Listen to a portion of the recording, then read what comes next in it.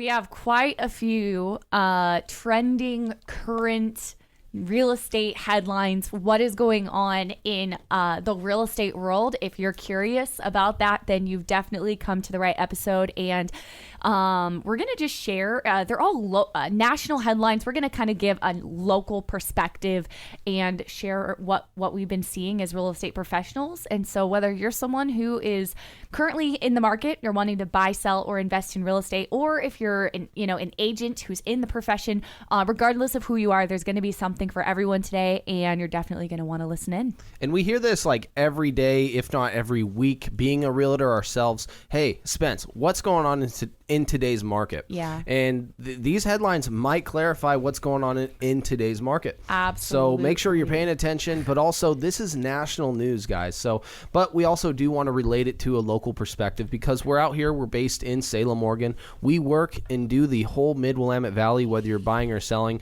And if that's you and you have any questions about your home value, please let us know. We're happy to help you and give you a great value for your property because it's certainly worth it being in a terrific seller's market we are in right now. All right. So the first headline, I thought that this one was interesting. So during the pandemic, the number one complaint from home buyers was that they are getting beaten out, writing multiple offers. Mm-hmm. But now what we're hearing isn't that getting outbid is the number one complaint. This is according to a national survey that's been done. So now the new number one complaint has gone from being outbid to not being able to find an affordable home. So being outbid, that's still that's moved to number two. So it's still a complaint, but it's not number one, which I found interesting. So it's moved down a little bit, and I think that kind of reflects exactly that is a national headline, but that reflects exactly what we're seeing here, where being outbid, yeah, that's definitely still a thing, but it's not quite as much of a thing as it was. And now it's become a little bit more about, wow, how do you find an affordable home? Everything is so expensive. What do you think? So expensive. Yeah. And you're right there. And we're seeing this. I'm seeing this more often right now, especially is homes. They are selling. There's no doubt about that. If you're a seller, your home, it's more than likely going to sell. The problem is you're going to get a home under contract, and buyers are becoming more aware of maybe another home that came on the market or how much they're actually paying for this home, and goes through the inspection period and then backing out due to the inspection period. They find something, and even if it's as little as a roof and the seller has already agreed to replace it, it's just giving them an opportunity to back out. And I don't know if it's the confidence as a buyer with the buying power or just fear of overpaying. Do you think it's a fear thing, Mariah? Possibly. I mean, my opinion on that is I think buyers are definitely still the ones that are more so in the begging position, mm-hmm. if you will. Mm-hmm. But we are, starting to see a little bit more deals fall through because of inspections. Yeah, and I'm seeing that. The deals falling through during that inspection period and allowing a home that was active under contract, meaning an accepted offer was on it, becomes available for the open public to see once again and write another offer on. Right. And that hurts you a lot as a seller. And I mean, back in 2021, it was very much like, if you just get a house, you're lucky. You get what you get. You don't ask for anything. If there's a leak in the roof, who cares? You got a house. Like, that's literally how it was. And things are definitely changing, but prices have not dropped at all, and I don't think they will. And we'll get to that, but that's kind of where we're at. And there's that old saying that Mariah brought up a few shows back, though, that old principal broker of ours that we sincerely love, Sue Kurth at Berkshire Hathaway, she always made this a point. Well, you're gonna. There's three reasons a home's gonna sell. Or not sell. Excuse me. Three things that sell a home. Yes. Location, price, condition. Yep. And so, a lot of the times right now, we're seeing the condition as a major factor of why it's not selling. So then ultimately, you got to adjust that price unless the seller wants to fix that condition. And I think we're seeing a lot of sellers just kind of getting greedy because they're hearing stories of their neighbor's home or their friend's home that sold so much over asking. And so they're thinking, well, I need to just shoot for the moon and start my home extremely over, unrealistically priced. And so we're seeing a lot of that. Yeah. I don't know. I don't think like that's it the hurts best. them in That's some not ways. the good way to do. Sometimes they still sell because we are still, it is still low inventory. So don't get me wrong, that sometimes works, but not sometimes it does hurt. You know, What were you gonna I've say? been, I don't know if houses work this way, but I've been to a lot of auctions, dinner auctions and stuff where you'll have something and the auctioneer will say, okay, let's start it at $1,000, and nobody bids. So he says, okay, let's back it down. Can we get somebody starting at $400? So he gets a $400 bid.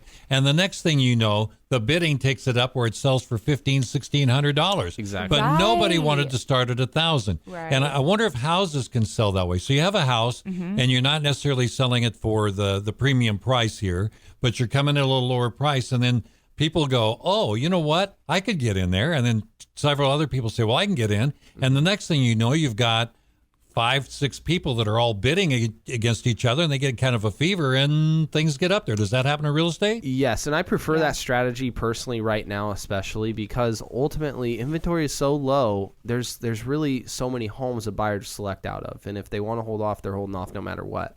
But if they need a home and want to be in a home, then yeah, I always say, what's our competition? Firstly, where are we looking, and what are we basing our price off of? Usually, it's that neighbor right across the road that maybe sold last month or is under escrow right now under contract, and you're a comparable home for them. And so I say we want to compete with them, because if we're over that price, that's just showing we're a little greedy, and we already have a known fact that that's our trial point. That home was the trial.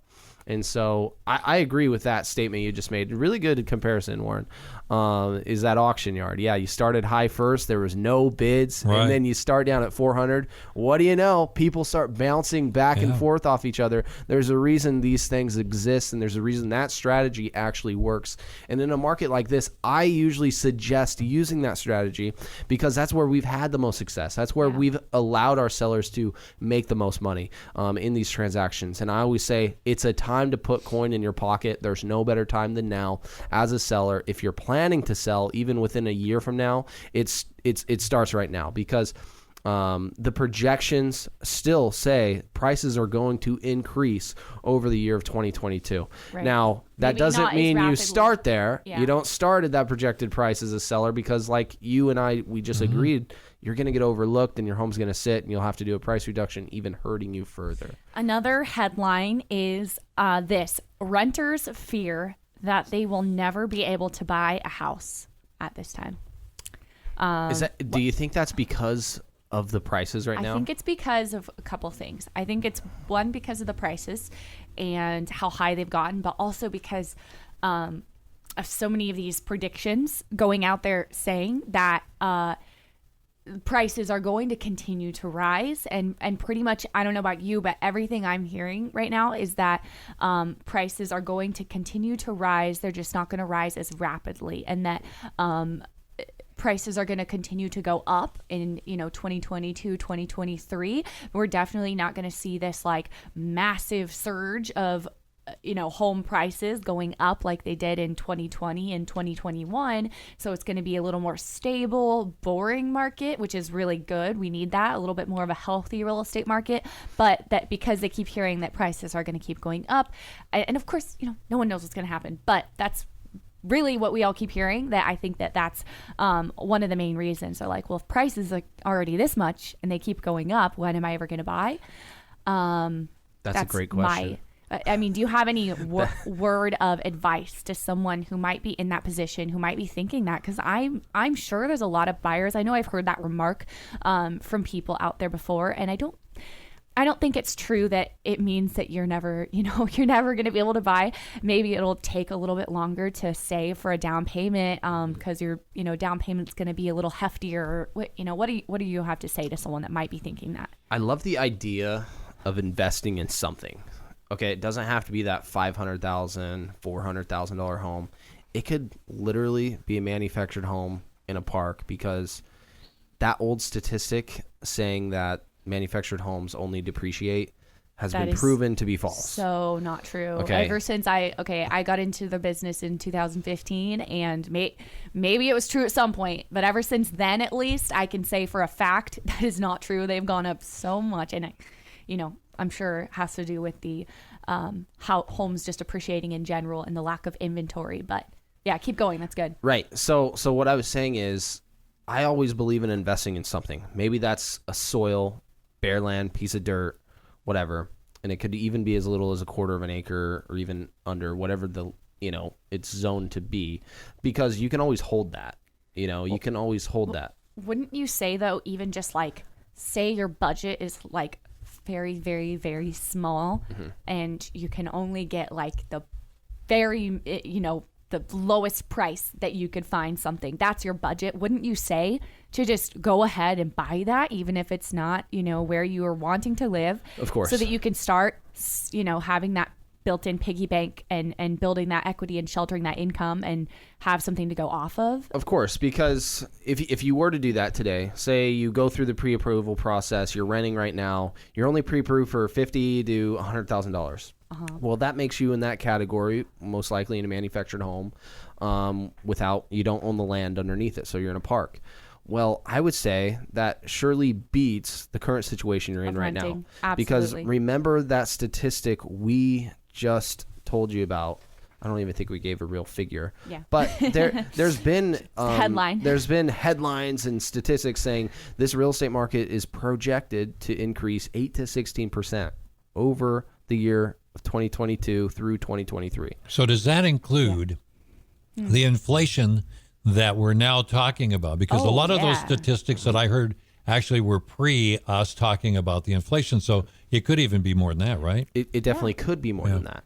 And that's where I think, even reverting back to one of our first episodes in 2020, we were going over real estate predictions. Yeah. I mean, I've said it kind of from the beginning. Guys, buckle up. I think this is somewhat of our new normal. Currency may change, whatever you want to call it.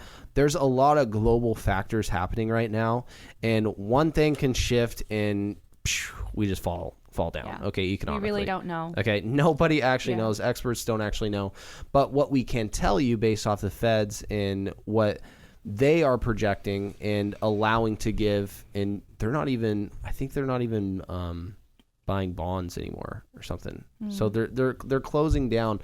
So what I'm saying is, you're better off to buy something now, because what we're saying, over the next year, 2 years even, you can always resell it. Maybe you make $5,000. Right. Maybe you make $10,000. And regardless, you're building equity. That's what I'm saying. Regardless of what happens with prices, you're putting, money into that piggy bank. But also, something to say because I have heard buyers or would-be buyers, people who are current home owners that are, own a home right now in that first-time buyer range, that are, own like 1,000 square foot home. I've heard people in that category say things like, we'll never be able to move up, or we'll never be able to buy a little bit bigger of a home. We'll be stuck here, forever at this rate with how home prices are going. But I just have to say to someone who's thinking that, who's in that position, but your home is also increasing. Think of all the equity that you're gaining in your home. Your home's probably gone up so much more in value than you ever thought it would. And so, yeah, maybe home prices have gone up so much, but your home has also increased so much in value. So that's going to help you get to where you want to go, if that makes sense. Right. And if you kind of don't believe that philosophy or what we're even talking about now, let's look at the car you're driving. Seriously, the car industry is insane. This used car you've been driving for years, and you're able to resell it for just the amount you bought it for, if not more, putting 100,000 miles on it. That is unheard of, guys. Yeah. It's a crazy world we're living in right now. We're in some crazy times. So we've only gotten through 2. We have quite a bit more. So let's move on to the next headline today. That is this is interesting. Almost 18 million homes nationally are considered to be equity rich right now. That's pretty crazy. That's a lot of equity rich homes. Let's all laugh about that. Ha ha ha. I think it's pretty hard to not have home equity right now in this market. But one thing that we're seeing, one reason I think for the lack of inventory is the sellers, even though they have all this equity, they're not wanting to sell their home. They're wanting to pull that money out. Like, hey, let's take $100,000 out and remodel our home so we have our dream kitchen, or refinance our home because interest rates are low. So I think we're seeing a lot of people taking advantage of that equity, but not in the way of selling their home. No, and you're right about that. There's been a ton of sellers that, everybody loves their home. There's a reason we call our home our home. It's our sanctuary. We come back and forth from it every day from work. And I mean, our kids grow up there. And We've moving lived there for is 20, 30 years. kind of a hassle unless you really want to. I mean, that's one of the beautiful things about home equity, though, and Yes. about owning, is that in the future you have that ability to have equity and take it out and, do what you want with your home. And back to that renter comment, though. Like, why would I buy a home versus not buying a home right now and continue to be a renter? Yeah. You can buy a home, save that equity, refinance, buy another home with that equity you just have invested in your own property. Yeah. And you're using no money out of pocket. The there's- opportunities there's are a lot more endless. opportunities. It's just getting started. It It's is that just first getting step, started. right? Yeah, that's Yes. that first step. And if you're a renter, it's literally that first step. It's so scary. It's unknown. It's Very scary, and unknown. it's so much unknown also because I have buyers right now who are looking in the 500 and 600 range, and they're a little scared to pull the trigger because they're like, what if the market crashes right after I buy this? And we can't predict anything. There's always value in owning real estate, is all I have to say. And All you have to do is look at the stock market. Yeah. It'll crash, and it'll bounce back up again. Exactly. If you have to hold it. Don't sell it. Wait a little bit. Live there a little longer. Our next headline is about remote working. So it is Love this remote topic. workers are moving to towns that are outside of larger cities but within a commuting distance. And I know that is a national headline. I'm hearing from other agents that that is happening pretty much all over, but I can definitely say that in our area that's happening too. I think that's one reason why Salem has been such a crazy hot market, because it's been a hot spot for people who are wanting to move out of places like Portland are moving to Salem, or even larger cities in California are moving to Salem because it's more of a suburban-y town, but it's still not too small and it's still within commuting distance. And I would say even Turner, people are moving from Salem to Turner, which has driven up the prices in Turner. It is insane. Turner doesn't seem like it's that far out of town. It's not. It's right outside of town. A lot of and people love it. It's just blows my mind, though, how much it used to be a town where you could buy a house in and get a little bit lower of a price than Salem, but now the prices are insane. Well, I mean, I'm going to tell a story real quick. So the home I grew up in Turner, Oregon, was just listed and put back on the market. So my parents sold it probably 8 years ago, I'd say. And it was just listed and it's sold. And my parents got rid of it for about, what, $285, I want to say? Somewhere around there. It just sold for $430. Yeah. Wow. $430. Yeah. 8 years. 8 years. Yeah. That's a lot of money to just sit, Crazy. wait. And I sell. remember when they sold it, we were all like, "Oh my gosh, I can't believe I can't believe and the it's selling condition for this much. still It's needed crazy." work done to it. Yeah. At $430,000. This is in Turner, Oregon. Yeah. That's pretty amazing, I think. Yeah. And I was just on the phone with a relocation client coming from Idaho. She's relocating from that Amazon place of work to this new Amazon building here in Salem, which is an amazing facility. But I just want to air it out there, though. Mariah and I, we work with a ton of relocation clients. I would consider us a relocation specialist in this area because we got systems and even the videography and stuff. So you don't even have to fly here to Oregon to necessarily make a purchase, which has been really convenient for a lot of our clients. And we've had lots of sales that the client hasn't even seen the home until it closes, which is pretty impressive. And they're pretty much always happy. We haven't had a single client yet fly here without seeing the home, and then get here and be disappointed. So, which is a good thing. We didn't. That would not be good if that happened. So, okay, moving on to our next headline. So this next one is just stabilization in home prices, and I we haven't really seen that yet. Like we keep saying, we've seen things cool off a little to where it's not like multiple offers, but prices have still gone up, and we're still seeing them rise. Maybe not quite as rapidly, but I know I'm noticing them rising still. So. Seriously, home prices are like so sneaky right now.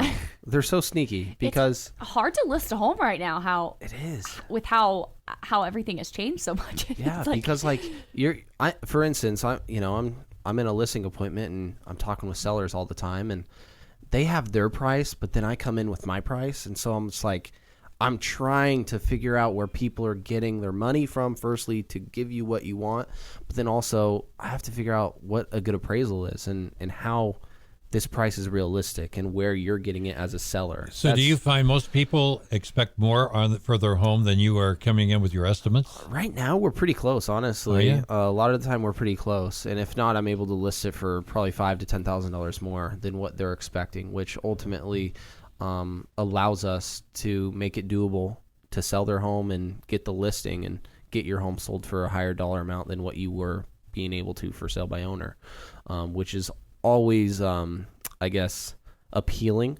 for that audience if you're a for sale by owner and want to explore that route. We are winding down to the end of the show. I do have a listing of the week. I told my seller and all of my sellers when we bring up new listings that your listings are on air and it's broadcasted at 1430 KYKN and also on all of our YouTube channels. And if that's not good enough, you have about 87 brokers I share it with every week on a Tuesday morning meeting. But this is a new one, and I like it because it's in Turner, Oregon. It backs up to Mill Creek, and it is a 3-bed, 3-bath home, just under 1,500 square foot. The beauty of this is nobody is going to be built behind you because it backs up to the creek, and all of Turner's in a flood zone. So if you're just saying, no, I don't want to live in a flood zone, and you want to be in Turner, well, good luck. You're going to pay a few $100 a year in flood insurance. But this is a 3-bed, 3-bath, just under 1,500 square foot home, and is clean as can be. This gentleman bought it brand new, one owner home, and he is selling it. He's very sad, but he's going to California to see his family, and it'll be listed at $315,000. Wow! All right, $415,000. Excuse me. See the wow factor? What a deal! $415,000. All right, that's it for this week. Thank you for listening to Mariah and Spenc.